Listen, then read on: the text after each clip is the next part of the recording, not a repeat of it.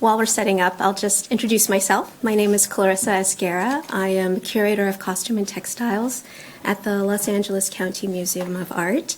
I'm very inspired and intimidated by the amount of scholarship and talent in this room. And I should say the collection that I oversee has over 40,000 textile objects that represent cultures and time periods throughout the world. So I come to Philippine textiles more as a generalist seeking connections, which is kind of the work that I've done. And I just want to say that as I look around the room at so many scholars and artists that I deeply admire, I want to sincerely thank Christina and SOAS for inviting us together to this symposium. So thank you. Also, I have the, I think, misfortune to go right after Marion and before Nina and Leslie. So please be kind to me. So I must confess that I came to Philippine dress and textiles relatively recently, having studied European fashion and textile history before expanding my scope to Central Asia. In 2019, I curated an exhibition called Power of Pattern that focused on Central Asian ikats made in the landlocked region, which sits at the center of the so-called Silk Road, more accurately, as we know, a network of overland trade routes that thrived until other trade routes by sea were established that connected Europe and Asia, namely the Manila-Acapulco galleon trade. This is the context from which I came when I began to focus on the rich and diverse world of Philippine dress and textiles. When I first began to study extant Philippine dress, I was amazed by the strong visual similarities I kept observing between the textiles of Central Asians and the Southern Filipinos in particular, despite differing textile fibers and weaving techniques. These initial observations included similarities in ikat textile patterns, how women from both regions wore dorsal jewelry of metal and coins meant to be viewed from the back, how the lanquette strips of merino mlongs carried similar weave motifs as Turkmen horse trappings, and how men from Zamboanga seemed to have shared similar ensembles to Uzbeks of Samarkand, with their head coverings, jackets, sashes, and trousers, and so on. While there is probably some confirmation bias in these initial observations, I realized that there has not yet been deep object-based study between the dress and textiles of these two centers of trade. Although distinct regions thousands of miles apart, both with diverse communities coexisting within, Central Asia and the Southern Philippines share a common history of serving as important hubs for global commerce. Central Asia is considered the heart of the Silk Road, while the Philippine archipelago a vital artery of maritime trade. Each was also profoundly influenced by Arab traders, pilgrims, and artisans who passed through both lands, imparting the belief systems of Islam. Further, both regions evolved distinct textile arts that reflect this long history of trade and conquest within their respective lands, the culmination of aesthetics and techniques producing dress and textiles truly unique to each region's communities. There's already been and continues to be strong research on the movement of aesthetics through the Philippines, as we've seen already and as we will continue to see through this weekend, as well as research between China and India and the Philippines. Inspired by this foundational scholarship, your foundational scholarship, and building upon the work of textile scholar Robin Maxwell and her book Textiles of Southeast Asia, whose global perspective highlights the relationships between the woven arts throughout the region, this early object-based comparative study, drawn mostly from LACMA's collection and the collection of the Textile Museum of Toronto, aims to contextualize the dress and textiles of Mindanao and Sulu and those produced in Central Asia. This research draws the lens even farther back on global trade and the spread of Islam by looking at Central Asia and its possible influence in the Southern Philippine archipelago, oceans and mountains away, but connected through trade. As Maxwell described, from the earliest historical times, a growing system of international trade, both land and sea, linked the Middle East and the Mediterranean through Central Asia and the Arabian Peninsula with India, Southeast Asia, and China. And these links are evidenced in dress, as we will see, and were likely connected through the maritime routes that indirectly connected the Philippines. to the Silk Road during its height around the 2nd to the 15th century BCE. Given the specialty of the Philippines, of this group, I would like to give a bit more context to Central Asia, a term that generally refers to the present-day countries of Kazakhstan, Kyrgyzstan, Tajikistan, Turkmenistan, and Uzbekistan. This landlocked Euro-Asian ecoregion is composed of deserts, grassland steppes, river oasis towns, and populated in prehistoric times by Indo-Europeans from the west, and Turkmen nomadic communities from the east. Oasis agrarian settlements in particular fostered urban centers scattered among vast rural expanses. Vibrant bazaars served as major conduits for both urban and nomadic peoples, as well as transcontinental trade for thousands of years, and were central to the existence of these settled areas. In the 7th century, the region transformed with the foundation of Islam under the leadership of the Prophet Muhammad, as we know. Under Muhammad's successors, Arab Muslims swept Central Asia, capturing the major cities of Bukhara and Samarkand in the 8th century, which are circled here. With the rise of Islamic culture, native Persian, Indo-European, and Turkish populations gradually adapted to not only the religion, but also its associated culture, developing a shared aesthetic taste while preserving the diversity of the region's distinct identities, which is very similar to the Philippines as well, and throughout Southeast Asia. By the 14th century, Central Asia would become the center of Islam during the Timurid period. This area was named after Timur, known in the West as Tamerlane, who was born in 1336 in Uzbekistan and who rose to power to establish Samarkand as the Timurid capital. Inspired by Genghis Khan before him, Timur conquered a region nearly on par with the area invaded by the Mongols, including Central Asia and Persia, as well as Syria and Anatolia to the west and northern India to the east. Although a violent conquest, as these are, Timur established a diverse artistic environment, and Renaissance in architecture and the arts would follow, and that would lead to a development of new visual languages that would ultimately influence the greater Islamic arts, from Ottoman Turkey to Mughal India and into Southeast Asia. It was during this period that we have the earliest recorded centers of Islam in Southeast Asia, in the northern coast of Java, Brunei and Borneo, Holo and Sulu, the Sulu archipelago, and so on.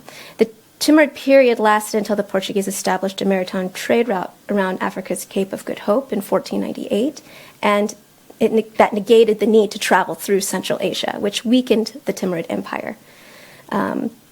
Given the vastness of studying and comparing two very rich, very diverse, and very ancient cultures, and the endless possibilities therein, this paper focused specifically on the construction of two items of dress that likely migrated from Central Asia to the Philippines during the Timurid period with the adoption of Islam: the robe, or jacket, and the trouser.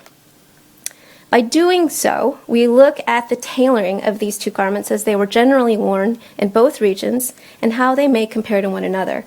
Although extremely tempting to include observable motifs and textile techniques as well, this should be another separate but related study. Thus, this paper, which focuses on garment construction, the robe is defined as a T-shaped garment with sleeves and a center front opening from the neck to the hem, which is different than a tunic, while the trousers are defined as a bifurcated garment for the lower body with separate coverings for the legs that are joined to the enclosure around the hips and waist. The influence of Muslim traditions and environments to cover the upper body of both men and women likely encouraged the adoption of these garments throughout the Islamic world, including into Southeast Asia. Jackets were adopted by the beginning of the 15th century in the great port city of Malacca, as we know. By the 18th century and through the 19th, such dress for the upper body became widespread, even in non-Islamic Southeast Asia as garments of daily apparel. Maxwell observed that many tailored shirts and jackets came in Indian style, cut in India style, became popular in Southeast Asian courts, where Islam was a dominant influence, and these long shirts and jackets appear to have been inspired by the jama, or sherwani, which we see here on the left, coats of the Mughal courts of India. It is worth noting that Mughal-fitted coats likely derived from Central Asia, Asian robes too.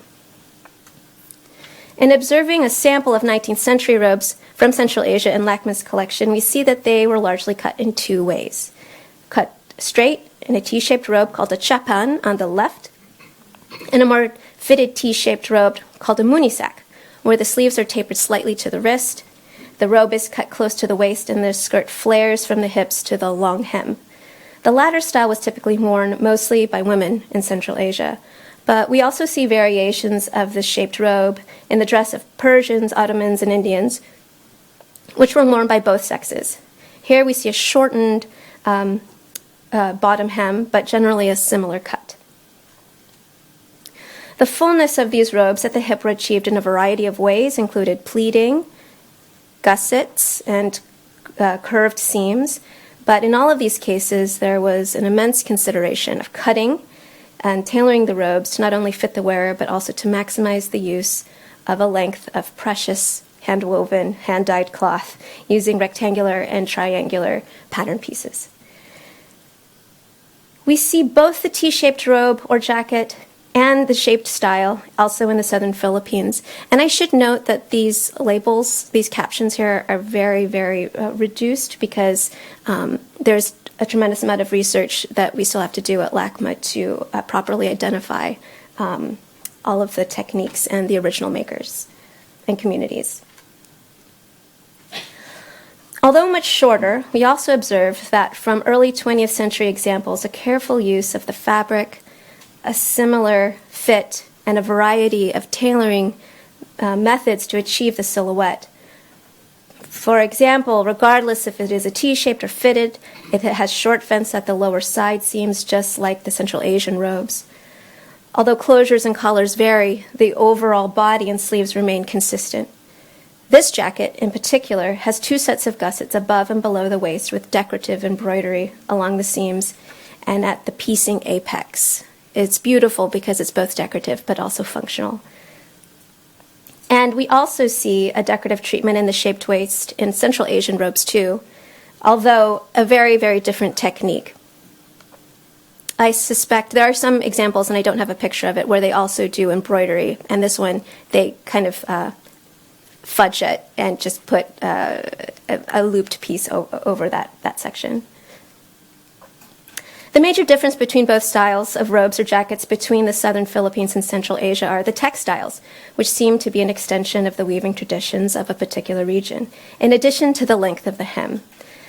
The latter is likely explained by the very different environments of the region. Central Asia can be extremely cold and require layers of robes, which were sometimes padded and quilted or lined in fur.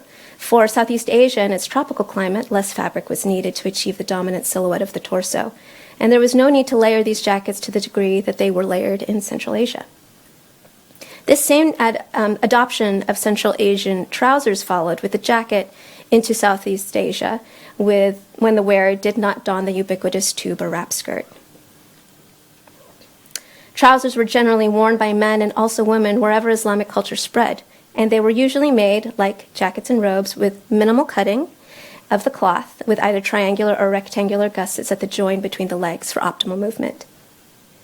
Here are a few examples. We have examples from India, and then here are some amazing examples, both from Toronto and LACMA.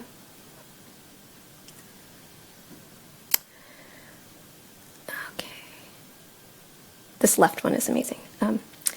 Besides the introduction of the Central Asian garment into Persia, India, and Southeast Asia, in general, the origin of trousers is directly linked by its name throughout its region.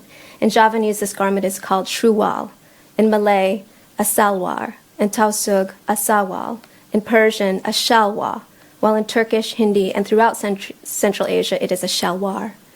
And although the lengths of the trouser legs differ between Central Asia and the southern Philippines, we see a shared approach to the drawstring closures at the waist, fullness around the hips and thighs, a gusset at the joint of the pant legs, and a close fit at the lower hem, whether it is at the knee or the ankle. In the Philippines, although the jacket and trouser were initially brought by Muslim traders or missionaries, this style was eventually adopted by non-Islamic communities. We see evidence of the Philippines' exposure to the Central Asian style in the seminal text, the Boxer Codex, as we know, is the late 16th century Spanish manuscript produced in the Philippines.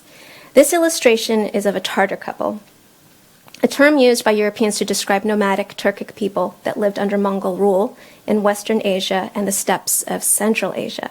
How this couple are depicted in the codex and how they're dressed in the codex are very much like how Central Asians have adorned themselves for thousands of years. These examples are from the 19th century.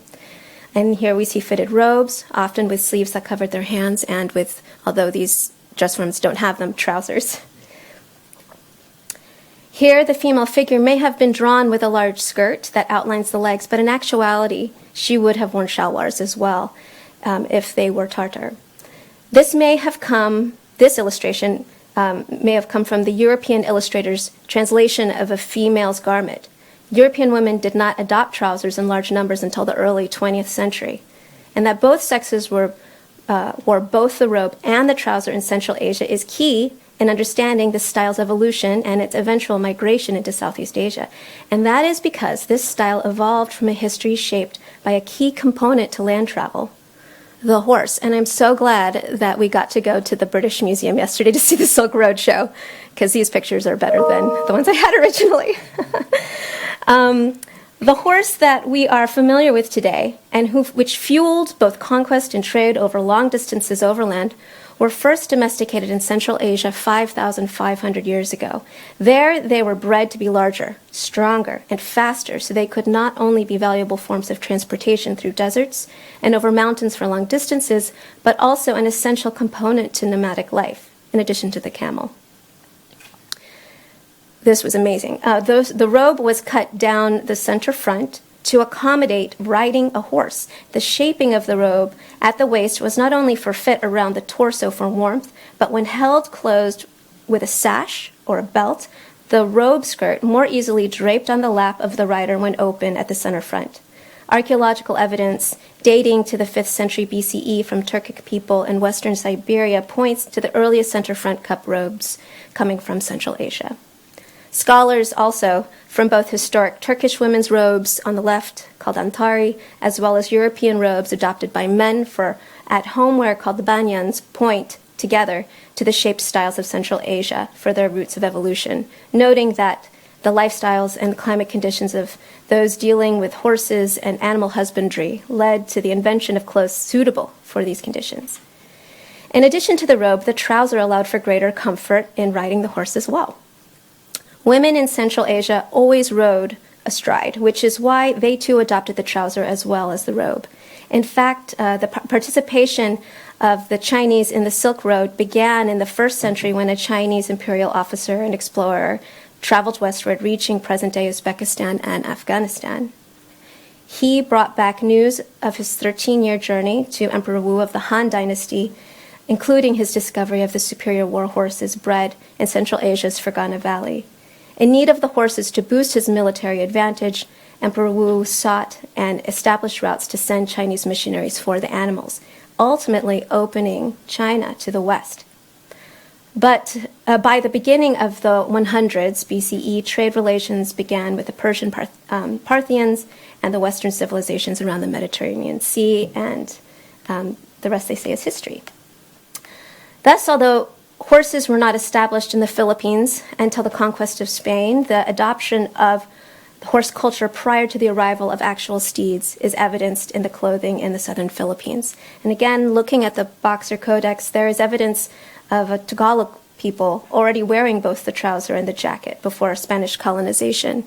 This is the only illustration of a Philippine person where you can see a center-cut front opening, and then it's belted with a gorgeous metallic belt, and then you have these trousers, which are actually kind of drawn like late 16th century European trousers, which are kind of funny.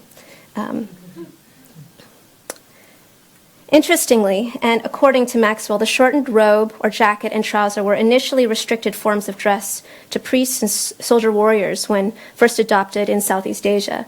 This may have come from a loose association with this form of clothing to those that wielded the power of the horse, or perhaps of those associated with Islam. Tangentially, we also see this in fashion history, Western fashion history, and the heeled shoe, which also has its origins in Central Asia and Persian courts. According to fashion scholar Elizabeth Semmelhack, the heel was not a European invention. Instead, it originated in Western Asia centuries ago for horseback riding, before Europeans adopted it at the end of the 16th century. The heel allowed warriors who fought while on horseback to stay steady as they stood on stirrups from the saddle to use a bow and arrow. Thus, the heeled shoe became a symbol of power in equestrianism and was eventually adopted by royal European courts, first by men and then by women. While heeled shoes were not adopted in the southern Philippines, the horse rider's robe and trousers were, albeit shortened and made of abaca, silk, or cotton, and attuned to the textile traditions of a specific community. There is much more research to be done on this emerging topic, but what is clear is that, similar to how the long-distance sailing capabilities of inhabitants of the Philippines shaped the culture in a myriad of ways, long-distance horse riding society of Central Asians so too shaped their culture and found its way through Southeast Asia and in the dress of the southern Philippines. Thank you.